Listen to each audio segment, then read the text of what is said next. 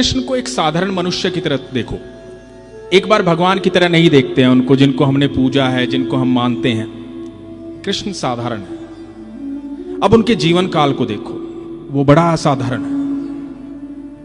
उसमें साधारण कुछ बात ही नहीं है, बड़ा असाधारण है। एक जेल में जन्म लिया, अवतरित हुए। उस जेल से पहले ही दिन, पहले ही घंटे, पहले ही क्षण में वहां से यात्रा करनी पड़ गई।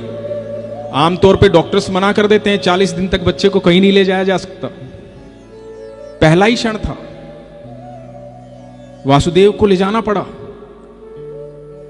बहती बारिश में यमुना नदी बह रही है, तूफान आ रहा है, लेके जा रहे हैं यशोदा मैया के पास। यशोदा मैया को सौंप के आते हैं, वापिस आते हैं। उसके बाद वहां जीवन काल शुरू होता है। साल शुरू के 2 साल, शुरू के 2 साल में कौन सा ऐसा राक्षस है जिसने हमला नहीं किया, किसने मारने का प्रयास नहीं किया, क्योंकि कंस ने ऐलान कर दिया था।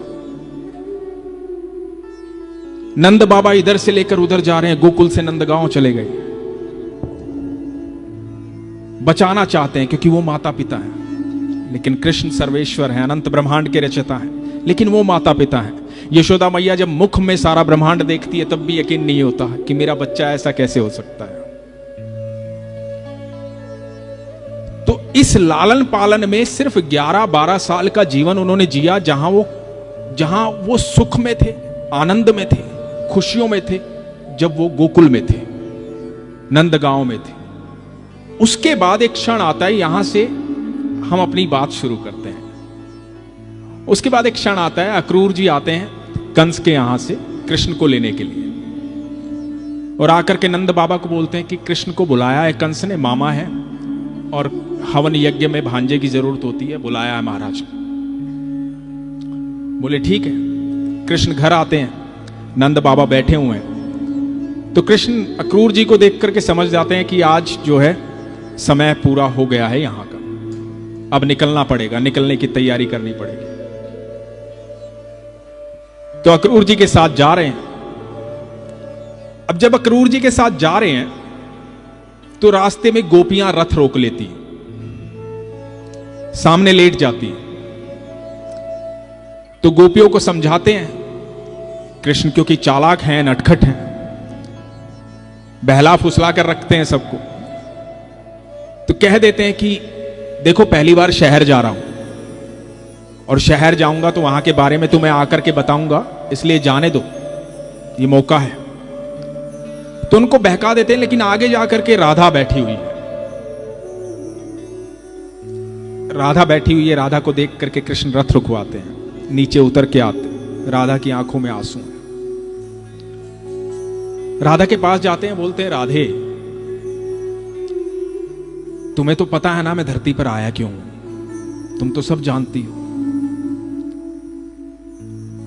अब समय आ गया है मेरी जिम्मेदारियों का, जिस कारण से मैं धरती पर आया हूं, तो तुम क्यों उदास हो?